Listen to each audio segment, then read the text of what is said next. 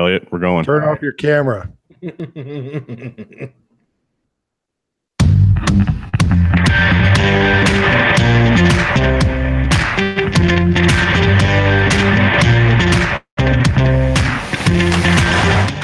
evening, Cubs and Cardinals fans. It's Wednesday, May 23rd, and 2018 looks an awful lot like 2017.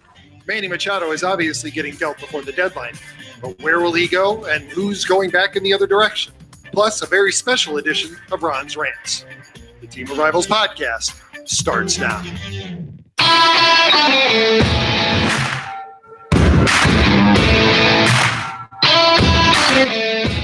Smith corks one into right down the line. It may go. Go crazy, folks. Go crazy. There's a drive. Way back. It might be. It could be. Playing a high drive in the left. Back goes the Craig. He's at the track. He has it. And the Cardinals world champion for 2011. A little bouncer slowly toward Bryant. He will glove it, throw to Rizzo. It's in time, and the Chicago Cubs win the World Series.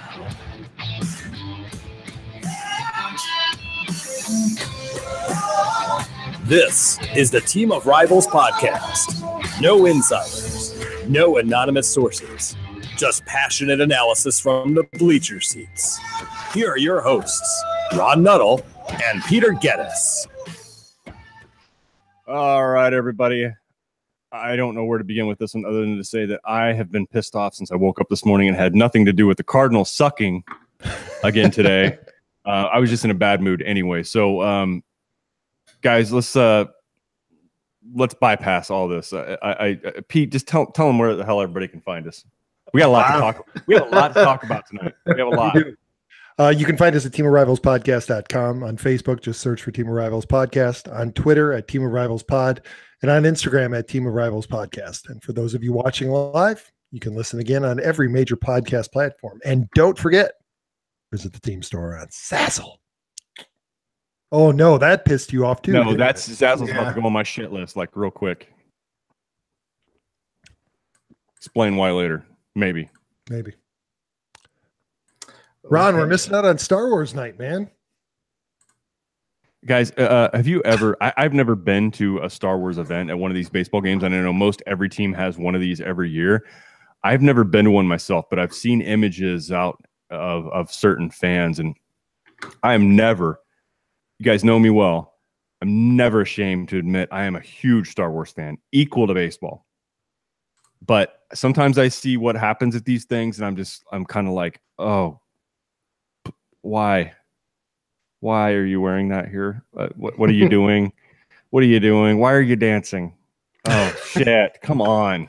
She thinks she's Ula. That's why she's dancing. Well, that's a different realize story. that she's the fat one. Yeah. Well, yeah. There's just some people that come on, have some kind of awareness around. I mean, I don't know. Whatever. It's all good, and I'm not here to judge tonight. Bullshit. I am totally here to judge tonight. We have some sucky offenses, man. Hey, wait, before we jump into sucky offenses, in answer to your question, no, never been to a Star Wars night, but I'm going to one on Saturday. Where?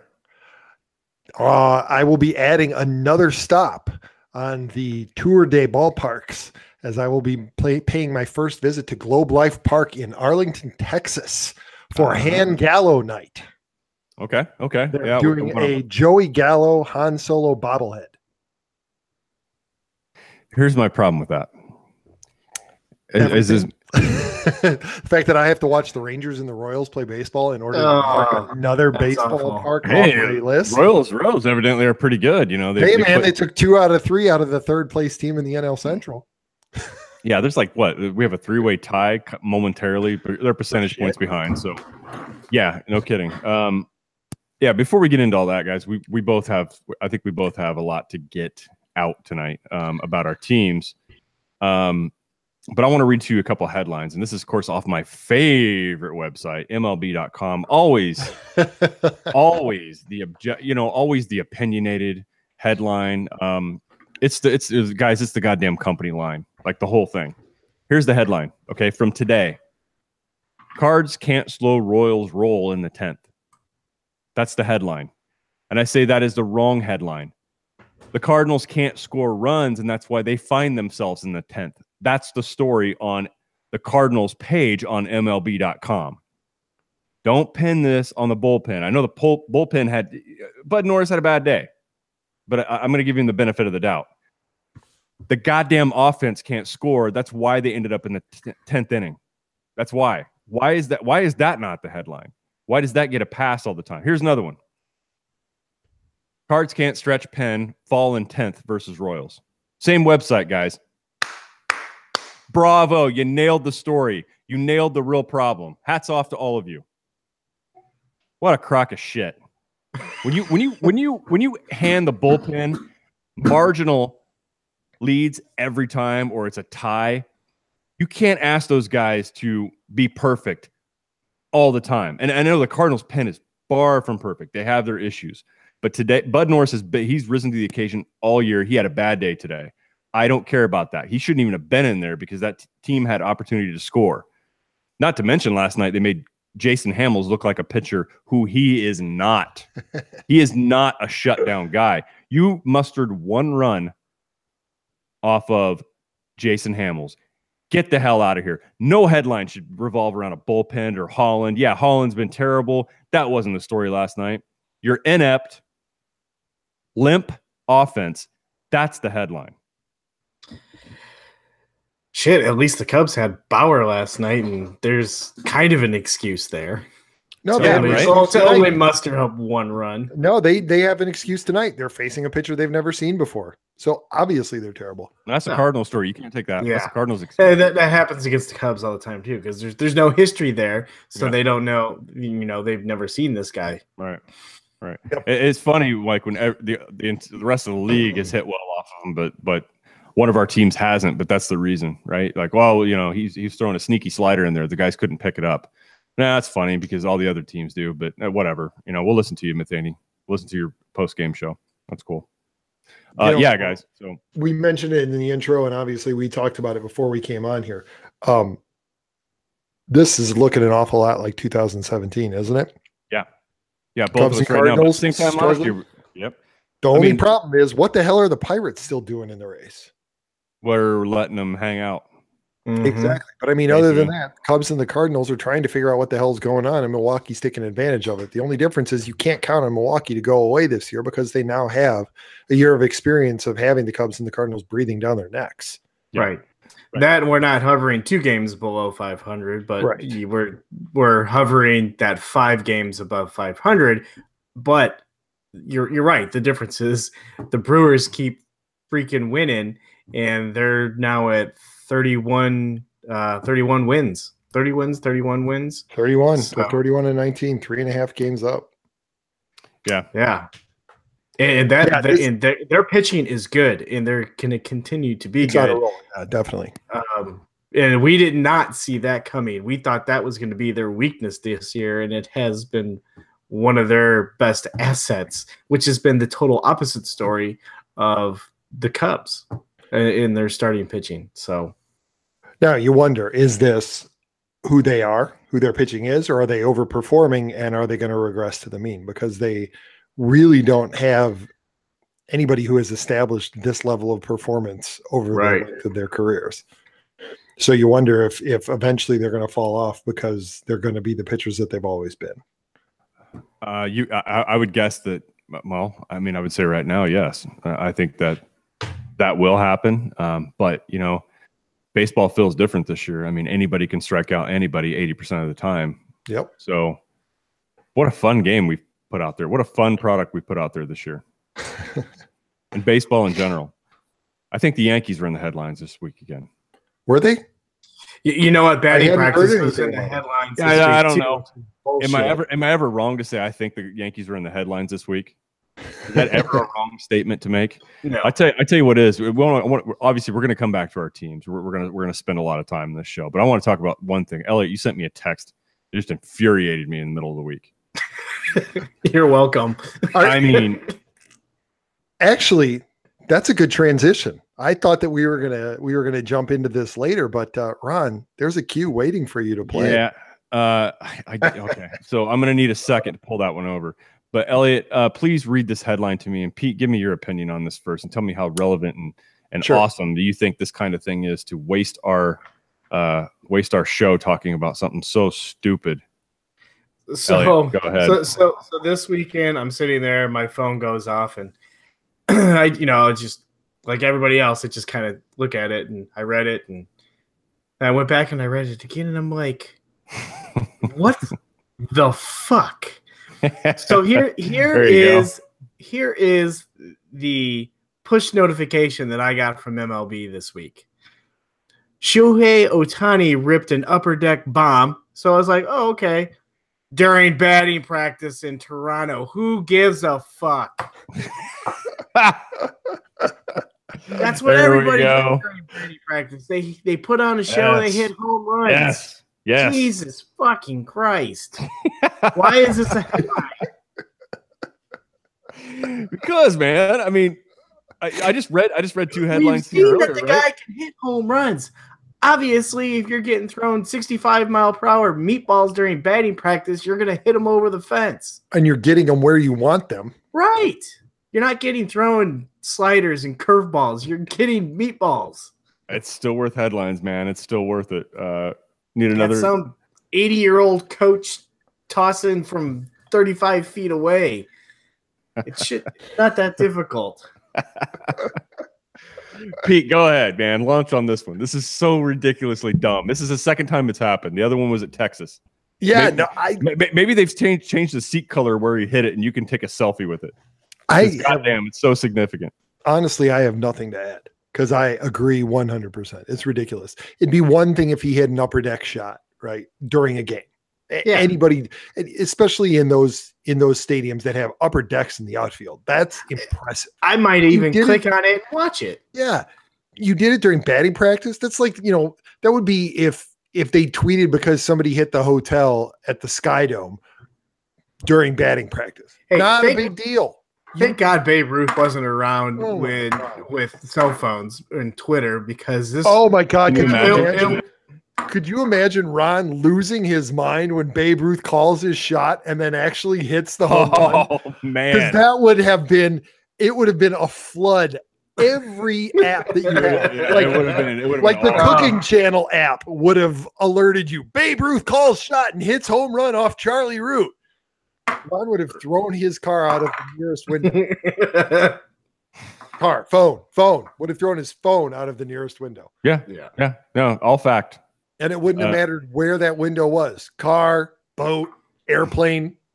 He would have elbowed the window, completely depressurizing the cabin on his overnight flight to China, and out the window goes the phone. And Ron and half the passengers. But I'm sure on the way down, he'd be like, worth it.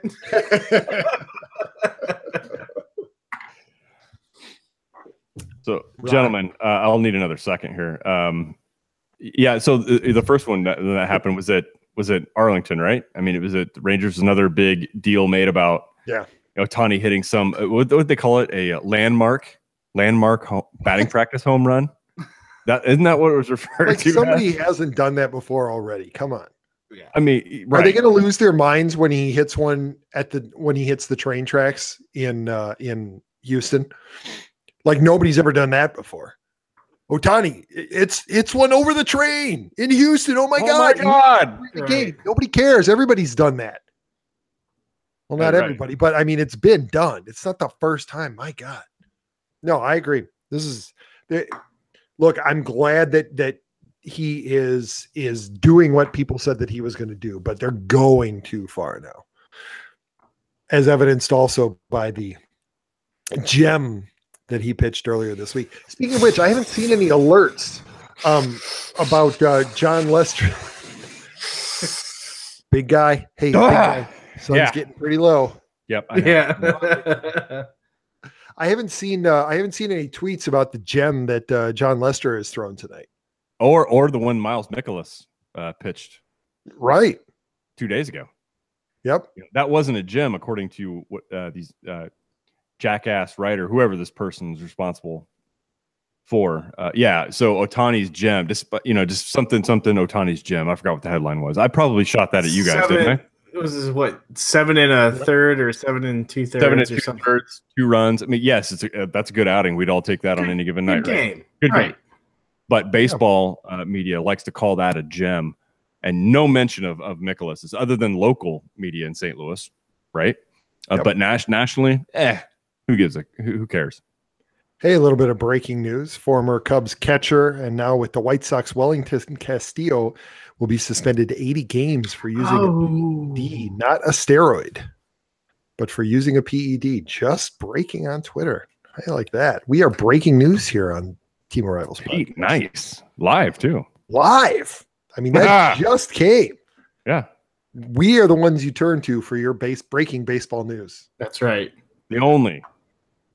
I don't know what's going. I'm trying to load this clip, Pete. I know you want to do it now. We might have to hold off till the end. We can hold off until the end. Let's hold off. Let's hold off. We'll revisit Ron's frustration with Shohei Ohtani. It's not him though. And Jake Arrieta. Now, why am I mad at him? I'm not mad at him. You don't remember that one? It wasn't nearly as long, but it was just as entertaining. We'll get to that at the end of the show. All right, guys. So Addison Russell, why might he be on his way out of town? Because Manny Machado is not going to make it to the trade deadline. There's no way.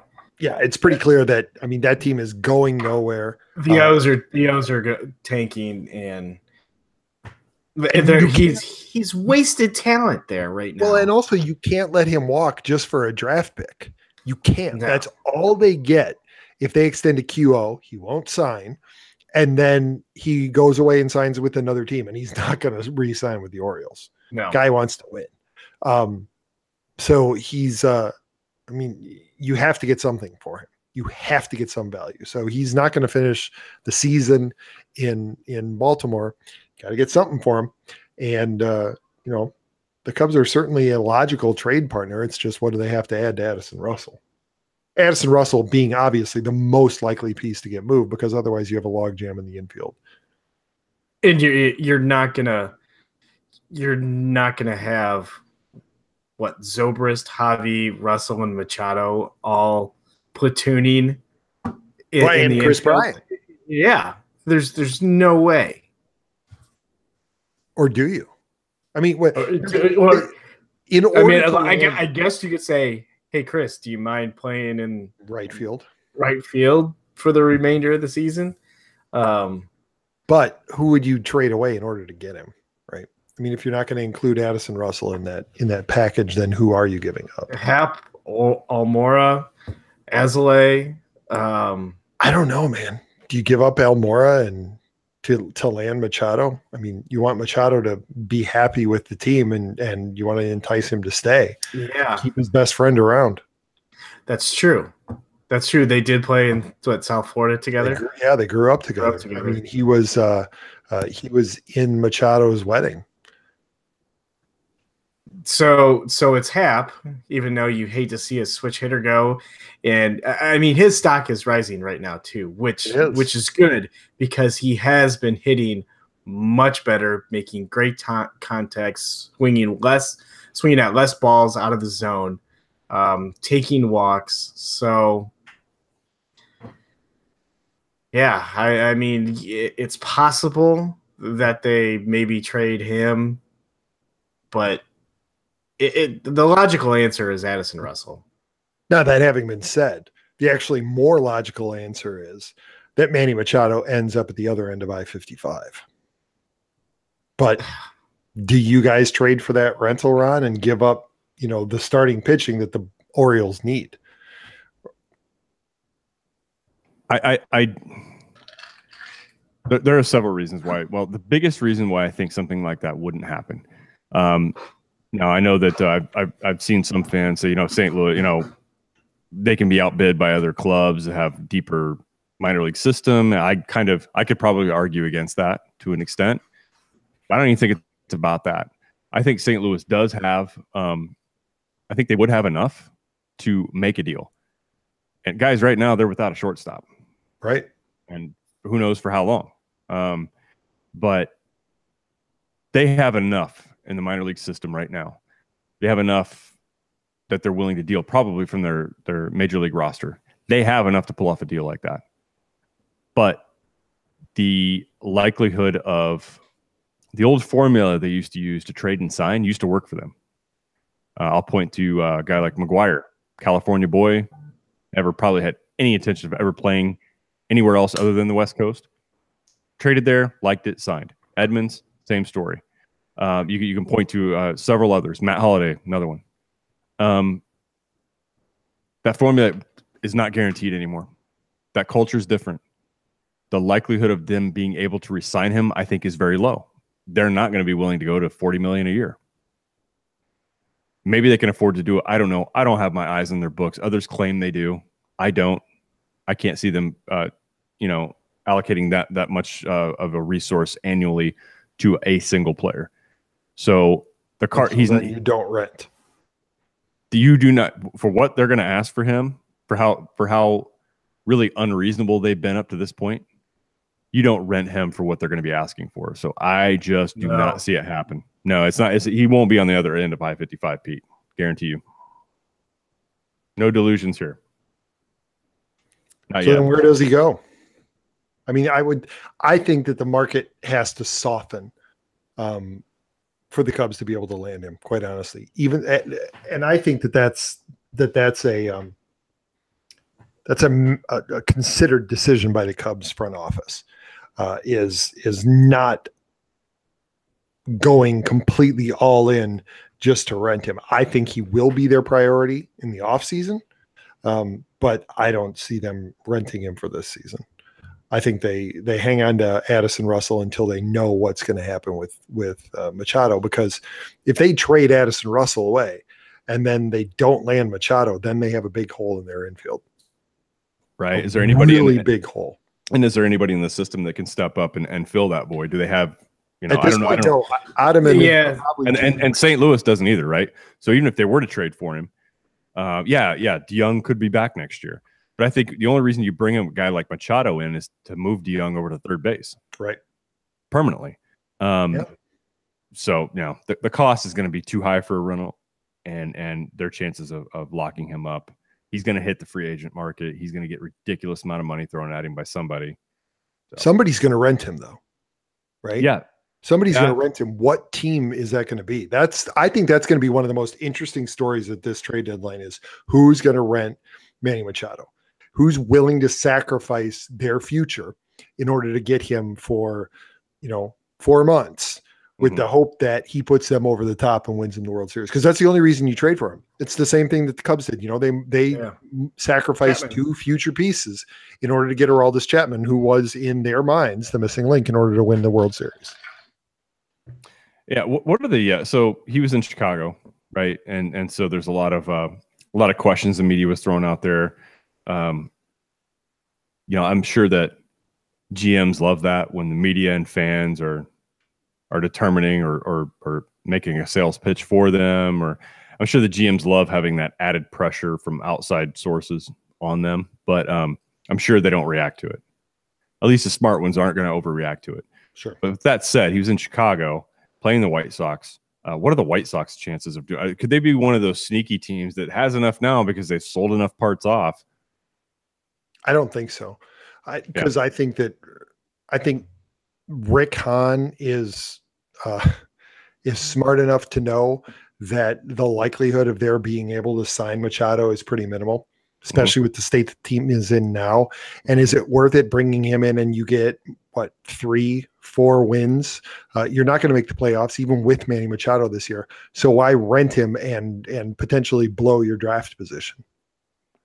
Eat it. I agree.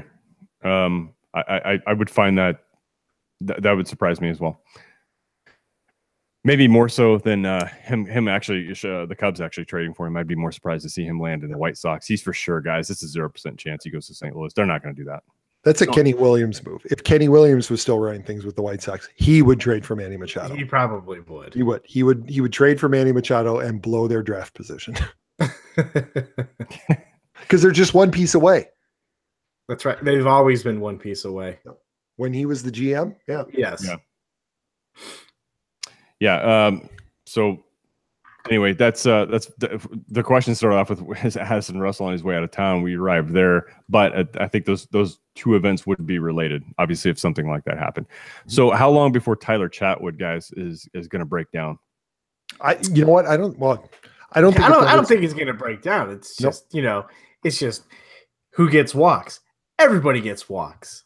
So it's just or strikeouts nowadays. Yeah.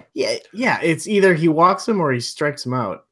Honestly, I think that I don't know that he's necessarily going to get injured, but I think that he's suddenly going to come down with a case of arm fatigue, and he's going to end up on the 10-day DL, and then he's going to have a rehab assignment in AAA, and that's how they're going to sort him out because they can't continue to do this. It's not the fact that he's giving him bad outings because his last outing wasn't bad, but he's turning it over to the bullpen so early because he can't go because he walks so many guys. Right. Well, and his pitch count gets up because he's going deep. He's going deep into counts because he's erratic with the strike zone, and then he's walking 4 and 5 guys a game. He's averaging a walk per inning. Yeah, it is ridiculous. So you saw it last night. I mean, he brought Montgomery in, and then he gives up a huge 6 spot. 6 is that what he gave up last night? So, man, it was just all around bad. But you can only do this, and again, this is why 2017 looks a lot like 2018 right now. It keeps getting turned over to the bullpen, and they're doing great so far this year. How long can you do this before you burn them out and their Cubs end up in the same position that they were last year, where at the end of the year the bullpen couldn't throw strikes because they were exhausted? Right, and that's not where you want to end up in the playoffs. You do not want to have a strained bullpen in the first 2 rounds of the playoffs, especially if you're looking at kind of tight series like you did last year. I mean, coming out of that Nationals series. Oh, I think the Cubs would benefit greatly from having a strained bullpen in the first round. I'm a proponent for that. I'm sure you are. Ron's counting on it. Yeah. Yeah. Especially if my wish comes true. NLCS. Which wish is that? NLCS, but it ain't looking promising, boys. Yeah, I don't think that's going to happen. One thing I want to bring up from outside of our teams, though, just as I'm thinking about this, what the hell has happened to the Arizona Diamondbacks? Yeah, I was counting on them to take 2 out of 3 this week. I mean, AJ Pollock is hurt. That's obviously what has happened in the last 13 games, but they weren't scoring runs when they had him. They weren't doing much beyond what he was contributing. So this is a team that obviously was, put together with glue and duct tape, and the adhesive is starting to wear off. So I think bloom is off the rose on that one. Rockies look real though. Yeah, Rockies do look pretty good. They've been chipping. They chipped away at that lead as the Diamondbacks just started losing. Yep. So, hey Ron, I don't know if you caught this one, but Elliot, you may have. Rafael Palmeiro. Yeah, hit his first jack. Making the news. He hit one. He's 53 years old and he hit a home run. Now, this is in the independent league, correct? Yes, but this one was during a game. So the pitcher was actually trying to get him out. Oh. Opposed to just throwing batting practice. Right. Good for you, Raffy. Yeah, that's good. That's good news. Absolutely. So I can't believe that it's come to this. That we're talking about Shohei Ohtani, Rafael Palmeiro, and then, the amazing Yankees juggernaut that will not be stopped. I know. So since we have a few minutes to go, Cubs deep, what are we looking forward to this weekend? Kind of caught you off guard, didn't I? After your 3 viewings of Solo. No, I mean, quite honestly, I don't know what to look forward to. Should I look forward to them scoring 8 runs on Friday and then 1 run on Saturday and then another 5 runs on Sunday? I mean, this offense is so inconsistent, and I absolutely get what Chris Bryant said the other day about not panicking, but no, I'm sorry. You guys are wildly inconsistent. I'm going to panic. Because this is not how a team that contends plays. The Cubs were not nearly this boomer bust in 2016 as they are this year. Well, in 2000, well, I'm thinking last year, 2017, when they struggled in the first half. They kind of struggled offense throughout the beginning of the first part of the season. It wasn't really until that second half where they really started to pile on runs. I'd have to go back and look at the stats to see what their run differential was, but it really started to go up in the second half of the season when everybody started hitting. Situational hitting was a lot better. They're either on or they're off. I mean, that 10-1 loss to Cleveland last night, they still had 11 hits. And that's the frustrating thing. Didn't they? I think I read they had a runner on in every inning. Yeah, and the only run that you can get is on a pinch hit home run. That indicts your approach from the minute you step in the batter's box. Right. Well, and then the other infuriating was the previous game where they had men on second, runners in scoring position. They left 14 men on base. And still, I mean, look at the game tonight. Rizzo breaks up the no-hitter with a double, and then he just gets stranded there. Yeah. A leadoff double. He got the third, and then you had Baez bunt to the pitcher directly and pretty much hang Rizzo out to dry to be thrown out at home. Right. But why? And that's one that's coming from the dugout. That is absolutely coming from the dugout. Yeah, but if you're Javi, you got to get that down the line. Yeah. Right. You can't just hit that directly to the pitcher for him to just lob it to the catcher and have Rizzo just standing there. So, I'll be honest, man. I am starting to get sick of Joe's excuses. Oh, welcome to my world. Welcome, gentlemen. Not only Joe's excuses, but his. If I only had my horses. You're getting a reminder. You have your horses. You have some of the best horses by reputation and by execution in baseball. I'm tired of this. I'm tired of this, unsophisticated conversations bullshit. Where have you been the last 2 episodes, man? I like this. Keep going. Don't let me stop you. Hey, wait a minute. I'm sorry, I had to step out for a minute, gentlemen. Dad duties sometimes precede. You said duty. That's my last name. El Dude. El Duty. Is there video of this home run from Palmeiro, the 53-year-old? There is. Yes. Oh man, I'm gonna have to find out if we're done. If you go to baseball is fun. He did have a pretty easy, sweet swing. Kind of reminded me of Garrett Anderson. Is it still intact, or is it a little herky jerky these days? No, he still has that. He still has that nice, pretty swing, man. I mean, I will give him credit for that. All right, mustache. I'm sure. Okay, we'll have to zoom in on that. All right, we'll have to take a All right, we'll post up a link to that later. Chris already shared it to our page. Oh, thank you, Chris. Yep. Guys, another Cub thing. So you guys mentioned on conversation before. Maybe you talked on this while I stepped away. I apologize for bringing it up again. Bryant's comments on the state of the Cubs after a 10-1 loss to the Indians. Is that where you're at right now? We kind of talked about his comments. We didn't actually say what he said. Well, you kind of did, Pete. That look at the history of our team the last 3 years. Look at last year. We're gonna be okay. we're gonna hit, we're gonna score runs. He was like, candidly, he's like, no, I'm not worried. I'm like, this is kind of how things are just falling right now. We'll be okay.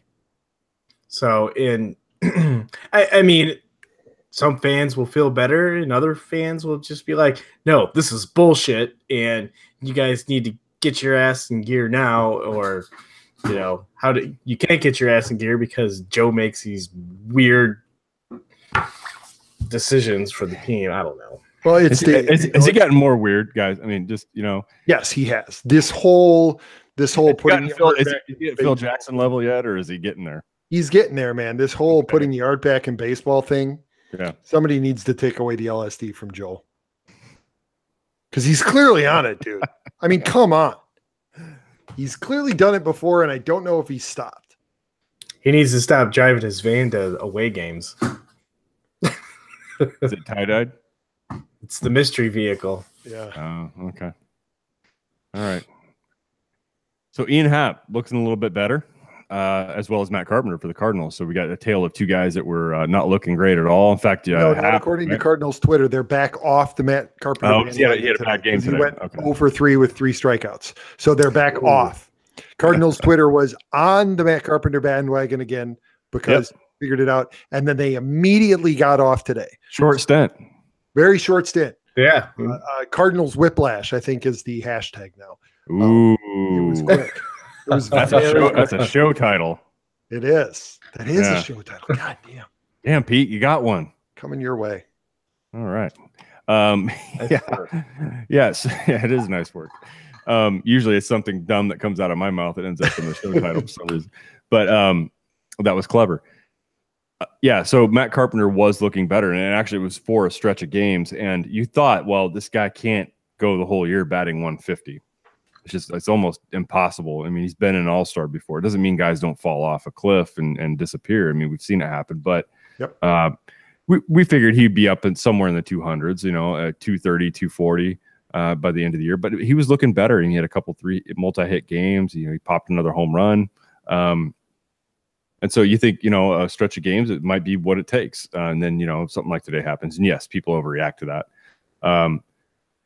I still think that my stance hasn't changed on him. I still think he is a platoon type of player, a utility guy, and that's what he should be.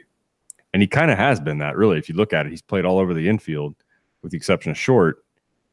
So he still is filling that role. Now, I will say this. Today, you guys obviously didn't see the game today, but when it came down to the 10th inning, it was bases loaded, nobody out, because Norris, you know, had to play at third base. What happened was, I mean, a couple guys got on.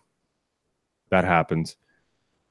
Ground ball or a bunt went where the batter didn't intend it to, but Norris clearly had to play at third. He could have got a force out at third. Who knows if it would have ended up a double play or not? Probably not, but at least one out, first and second, much more manageable. The transfer from glove to hand didn't happen, and that's where it started. But when the bases were loaded, there was a line drive hit right past Matt Carpenter, and I'm just thinking in my head, I'm like, damn, I just wonder if Colton Wong gets that. Yeah, they had him pulled. Carpenter was pulled in though. He was at the. He was right. So it's a lot tougher to react to that hit than it is if he's back. If he's back, he gets that ball and he could probably fire it home. True, but is Colton Wong a little? You know, is he just a split hair faster? And does he get that? But that's the first thing that kind of crossed my head. I'm like, damn, if Colton's there, does he get to that a little bit quicker? I mean, it's great effort by Carpenter, but does Wong, who is the better defender, is he able to get a glove on that? At least keep it in the infield, because 2 runs scored. I don't know the guy's name. Nobody's ever heard of him before. He's a Royal, and just nobody knows. It's just a thought that crossed my mind. So I had the game on. I don't remember what the guy's name was either. It's something started with a B, and nobody's ever heard of him before. Yeah. I don't. Yeah, that's probably why he got on, because nobody's heard of him before, and he's playing Cardinals, and he was a game-winning hit. Right. That's where you guys work, huh? Mm-hmm. Hitters and pitchers. We give the underprivileged opportunities to shine. Yeah, and well, apparently all your players didn't want to show up on time to this game either. So. Yeah, I have a we had question one. about that. We had one. Yep. He just felt like sleep was a little more important than showing up on time. But why? That's the thing I want to know. That's Bullshit. what the inquiring minds He's want. waiting for his neon sleeve to dry. Oh, he's not allowed to wear his neon He sleeve can't wear anymore, is he? Probably why he showed up late. I don't know. I have two theories. Yeah. Either he was up all night playing Fortnite, and that's why he overslept. Or, I mean, he did come from Miami. So, Oh. Dig it! Here! Dig it! Actually, I think that's the wrong. That's he comes from somewhere else, P. I think he needed to do the nose thing for Miami. Wow, it almost sounds like you've had some experience there. No, never before. Okay. Don't know what you're talking about. Got it. I've never inhaled. I was just having some. I don't even know how to inhale, man. I used to smoke those little candy cigarettes. You know, they used to sell those. Whoa. You guys remember those? Oh, yeah. They don't make them anymore. My parents Why not? never I don't got them understand. for me. No? No. Mine did. Or maybe they were real. I mean, you blow on them, and then the powdered sugar would come out the end of it. powdered sugar. Good old powder. Whatever happened to powdered sugar? That should be a poll question. You know why they don't make them anymore? They don't have to. They've got Juuls and vape pens. They don't make candy cigarettes anymore. Yeah. All right, guys. Let's pivot back because you guys asked about Ozuna. So showing up late, not in the lineup today. Yeah. Matheny's giving him praise after the game, though. He couldn't find a better teammate, all this other stuff. And it's so just, why didn't he put him in to pinch hit? Well, he was going to pinch hit. I think if the inning had gone one batter more, wasn't he in the on-deck circle? Yeah, there was a situation where he could have came up in the later innings, but that didn't happen. He didn't want to waste him, and ended up, the game ended up out of control in the 10th inning anyway. So right, he didn't find his way in the game. That's fine. Teams got rules. You don't show up late, you're not in the lineup. Cool. I mean, it's really kind of a non-story. It's as far as I know, it's the first time this has ever happened to him. So that's what we think. Pete's reason is he's smoking reefer and was late. That's not what I said. he was up playing Fortnite and smoking the reefer. Jesus, people listening to this tomorrow morning in their car just people listening to this in their car tomorrow morning are going to be having flashbacks to last night. Yeah. We're like, you remember that one time, man, when I passed out immediately after I said "Sweet Jesus" and my eyes rolled back in my head, and you guys had to wake me up. Yeah. So more about the Cardinals offense, and I'll pivot to that one a little bit here. I went on my rant earlier about the headlines about talking nothing about but the bullpen not being able to hold a lead, not to be able to shut down. That's all good and well. It's all factual, but I think they're missing the bigger problem. I think in its entirety, I think most people that write about this and talk about it are missing the bigger problem. And that is the Cardinals offense just not being able to put up runs. We talked about this all last year, Pete. I did ad nauseum. When you cannot score runs and you can't do it consistently, it puts pressure on every aspect of your game. I'd argue that it puts more pressure than most other things that fail. You could have a bad defense, you could have a bad defense, bad bullpen, shaky starting staff.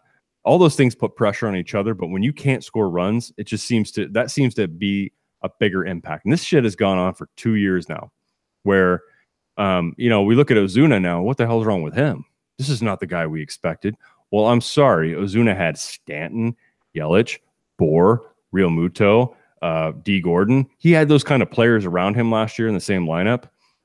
To think that he's going to come to St. Louis and he has Matt Carpenter, who had a terrible, not a Matt Carpenter year last year.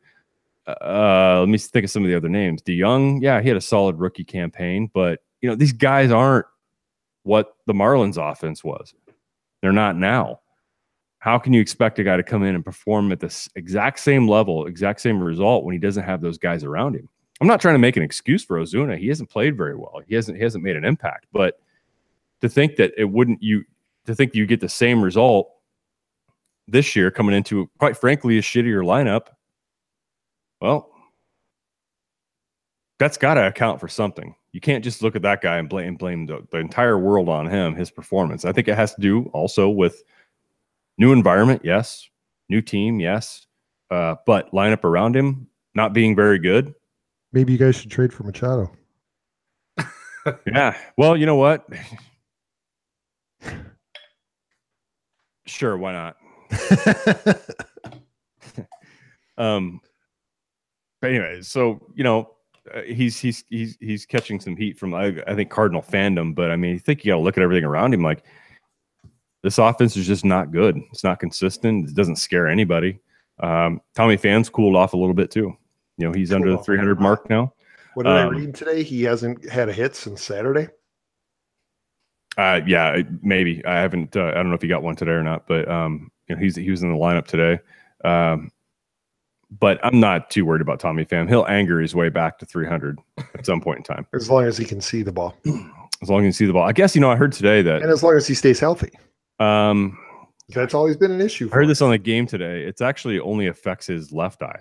Like, that condition he has affects his left eye, which is his lead eye when he bats. I was going to say, he's right-handed, isn't he? That's a problem. Right. It's his lead eye, right? So, but.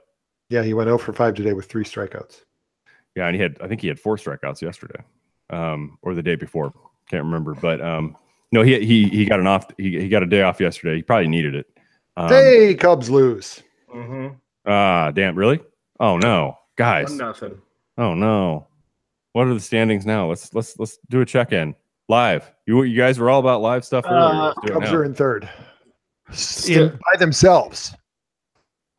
We have separation now. They are in sole possession of third place. Okay. Well, let's do an update here. Are the Cardinals and Pirates tied? Yeah, they're tied for second. Oh, great. Okay. I know, we sound so thrilled. Yeah, they haven't updated MLB.com. No, they haven't. No. Always, Cubs are 4 games back. The Pirates and Cards are 3.5. Okay. And that's it. I mean, the Cubs were the last game in the Central Division today. So, well, still ahead of Cincinnati. The other Ohio team. Yeah, isn't that funny, right? So Cleveland hasn't I mean, Cleveland's Jesus, that American League Central is one terrible. Game above 500 now. That American League Central is awful. They're in first place at 500. Or I guess one game above 500, right? Yeah, now you're right. Yeah, they haven't updated it. One game above. Yeah, so as much complaining as we do, imagine going head to head in that division. Here's the crazy thing about where the Cubs are. They are a plus 62 run differential in the only team with that mark that is either not in first or second. Yeah, but this goes back. They've lost. They've been blown out. Right. This goes back to that, right? The Cubs lose close games and they win blowouts. Yeah. They haven't allowed many games like last night where they lose 10-1. They're losing 2-1 or 5-4 or whatever, but they're winning, 12-2. It sounds like we're all in shock and awe that our teams are still at least 4 or 5 games above 500. It just can't be the Brewers. I wonder why does it have to be the Brewers? I wonder what's more frustrating, and it's obviously not possible for either of us to actually be able to say this honestly. What's more frustrating, having a team that's supposed to be good hitting that doesn't score runs, or having a team that, I mean, come on, Ryan, let's be honest. You look at your team, they're not scary, and they're not scoring. Yeah, I've said that for more than a year now, though. Right. No. So what's more frustrating? Yeah, I don't know. That's a great question. I think well, let me throw another maybe another angle at this, Pete, or let me throw another question into that, because I think you might think about it in 3 different ways. There was a situation last week where the Cardinals only played 1 run when there were multiple guys on base, and in my head went back to the more competent Cardinal teams that No, they score 2 runs in that inning. And that's kind of how I feel about the club now. They're the kind of guys that they can get the bases loaded with 1 or nobody out. And I feel like pressure that, Jesus, hopefully they just get 1. When they've had good teams, I know, they're at least going to get 2 here because they know what to do. They know how to hit in situations. This team can't. I'm sure they know how, but they can't. But I'm going to go right to this whole hitting coach. And I know John Mabry doesn't swing the bat for them. And I know he has 25 men, or it's 25-man roster. I know not all of them are position players, but he's got a lot of guys to coach. So it's not the individual instruction from him. It's the strategies, the approach that I really question. Like the good Cardinal teams of the past would plate those runs that you needed to at a minimum. The Cardinal teams of the last 2+ years, I'm on the edge of my seat when it's bases loaded, nobody out, just hoping they get 1. That should tell you a lot. I mean, and I could break it down. I could throw all kinds of stats at everybody, but when you feel that way, I don't have a lot of confidence in their ability to plate runs. And they give their bullpen marginal leads or no leads when they rely on their big guys. And you know what? The best relievers are going to give up runs. They're going to break down. They're going to have an off day. And this offense sucks, man. That's how I'm going to end it. Oh, I feel you. I mean, it's frustrating. It's frustrating to watch a team score 8 runs one night and then get shut down by some shithead. Struggle to score 1 run. Yep. Right. The next night. Yeah, and get shut down by some marginal shithead. Yep. That's what happened tonight. We got shut down by some no-namer until the 7th inning.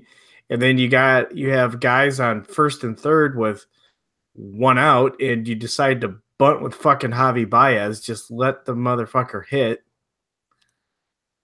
Wow.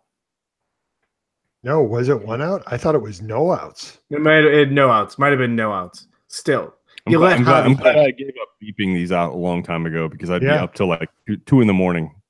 1st and 3rd with nobody out, and showing and then you look at it showing a complete lack of, we talked about it again, a complete lack of any plan at the plate. It took Cody Allen 9 pitches to get 4 outs. Yeah, nice effort, guys. Yeah. And they'll say, well, those guys are giving everything they can. They're dying out there. They're doing everything. I'm sure they are, but somebody told them to bunt. Yep.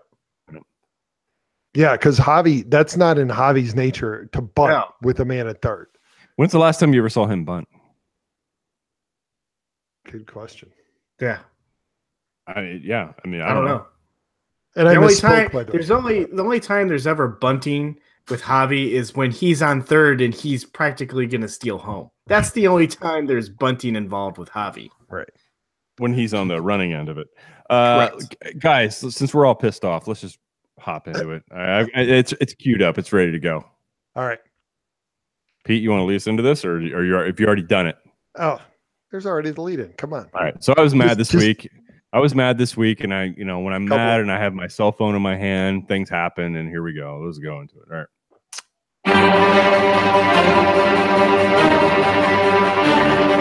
It's another edition of Ron's Rants. Now, what do you think?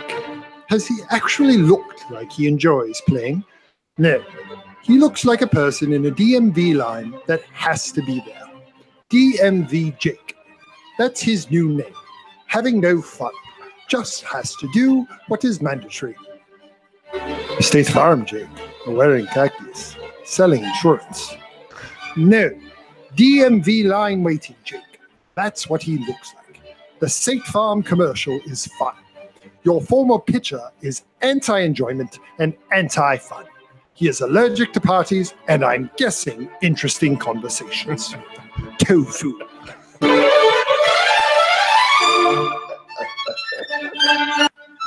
So, Ohtani goes 7 2/3 innings pitched, 9 strikeouts, 2 earned runs. Nice outing. Baseball dubs it a gem. That is not a fucking gem. Can we put a standard on what a gem is, guys? I guarantee someone else has done this year, and a writer or two has not called it a gem. And it was against the Rays, who nobody outside of Tampa Bay can name one position player. No wonder baseball is losing. He's a gem if he doesn't give up any runs and gets through the eighth. Why the fuck am I getting an alert for this bullshit? What the fuck? Fuck you, baseball media. You whores. There are over 800 other fucking players and 27 other teams that don't play in New York or Boston. You are predictable and boring. His is making my penis soft bitching about this. That's what it has done to me. Thanks. Batting practice. Oh, double fuck you. This has been another edition of Wrong Rats. That was a long one. That was a chain. I said in the lead-in, it was an extra special episode. Right. That was me, and it was me and Elliot. That wasn't just me. Yeah, the first appearance of El Duty. Yeah. Okay. Yeah, it's hard to determine who said what. Because I was the one who made Rod aware. You were perpetuating the situation. What you were doing. Yeah, I'm going to have to do some processing to give El Duty a different voice. Yeah, you were enabling the whole situation. Like you kept feeding me other facts. It was just pissing me off more. But they are predictable and boring. And yes, reading that headline, I'm sorry, family, whoever might listen to this, it did make my penis soft.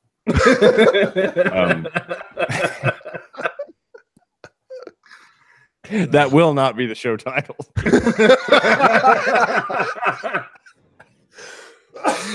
Of course, it might prompt more downloads. Call it download Viagra, the opposite of what I felt when I saw that headline. All right, guys, I don't have any more to bitch about tonight. This has not been a good week. I'm really thinking about this, and of course, we'll do a show with the Cardinals Nation 24/7 podcast tomorrow night. With a guest is going to be on is Paul Epi from the 11th inning stretch. He knows his stuff, so I'm really curious to talk about him about the thing I wanted to bring up tonight. But I'm going to spare you all my misery, and that is. Look, the Cardinals have the silver lining in this is that they've been able to bring up some young people to contribute. And we've seen players like a Tyler O'Neill who've been exciting to watch. Jordan Hicks, of course, Jack Flaherty. I think he's permanently in St. Louis now. No, they have no business justification, any reason whatsoever to be sending him back down to Memphis. They're just idiots if they do it. So I think he's here. He's going to stick around the rest of the year. But there is now a little bit of a changing of going to youth, and we've seen a lot of teams do this. I think the Cardinals' time, they're going to have to reach a decision this year. Either they have the team they think that can make a strong push into the postseason, or they don't, and they make some needed changes. So it'd be interesting to see what happens with that. And I'm looking forward to talking to Paul and Chris to dive deeper into that. On the show maybe tomorrow night. But guys, I mean, just real quick, I mean, we've seen some Cardinal youth come up. It's exciting, but I receive this with caution because I've seen it before. I've seen it with the likes of Alan Craig, with Kevin Segrist, with Joe Kelly, where they made a boom when they came up, and then it just didn't really take off like we thought it was going. Well, he was a surprise. Diaz was a surprise. Grichuk was a trade. I think we wanted Steven Piscotty. Scotty was disappointing. I mean, because I really, they drafted him. I genuinely felt that he was going to stick around as a right fielder for 6 or 7 years, and just didn't work out. So they got a new wave now coming up. So they got to make a decision. They're going to stick with 90% of what they have and augment it with these young guys, or they're going to go, you know what, we're going to turn more over to the young guys, and we're going to have to shed some of the other things that aren't working. They're going to have to come to that decision. And no, it's not Dexter Fowler. They're not going to be able to trade him. Nope. They're going to have to release him if they want to clear that log jam. Right. Yeah. They're not going to release him right now. They owe him too much money over the next 3 years. They're not going to pay him that much money to have him play for somebody else. It's just not going to happen. The only way they're going to get rid of him is if they take on somebody else's bad contract. Yeah, and that's happened before, right? Bad contract for bad contract. That might be the only way to do it. Hey, we'll give you Hayward back, and then we'll take, you want to make a trade? Hayward for Fowler? Fuck you guys. I tell you what, Hayward's numbers look better, but I know the impact that guy will make. Yeah. We'll bring him in and we'll pay a guy that much money to come in the ninth inning to cover right field. No. Pass. Cardinals voodoo, he'll start hitting 300 again. Yeah, pretty much. he'd probably creep up to 285. And yeah, but no. Which would justify that contract. If he could hit 285 with the defense he plays. And then he's probably hitting 20 home runs too. Right. Well, and I quote 285. That's what he did the year he left the Cardinals. He batted around 285. And yeah, we're stuck with two bad contracts, guys. I mean, we basically Fowler was an FU signing to Chicago. That has never worked out. I mean, look, you sign him as a leadoff hitter. You don't have Chris Bryant or anybody that the Cubs had in 2016 hitting behind him. It's just not. What do you expect? I used the same logic with Ozuna earlier, so at least I'm consistent in that regard. Pete, get us the hell out of here. This is a mess. To say the least. Tell you what, when we are not live on YouTube, you can find us at teamofrivalspodcast.com, on Facebook at Team of Rivals Podcast, and on Twitter at Team of Rivals Pod. On Instagram, you can find us at Team of Rivals Podcast. You can contact us at the show at teamofrivalspodcast.com. You can also contact Elliot separately on Twitter at TOR_Elliot. Obviously, you can catch us anywhere you listen to podcasts: iTunes, Radio Public, SoundCloud, Stitcher, Spotify, TuneIn, and Google Play. And as always, don't forget to visit the team store on Zazzle, which might be limited because they're rat bastards too. I'm glad we didn't get into. I'm glad we ran out of time for me to get into that. Yet another rant. I'll save that for text, Pete, and you can play that next week. Guys, hope you all have a great week. Everyone, check us out. We're going to release this podcast hopefully by tomorrow, if not by Friday.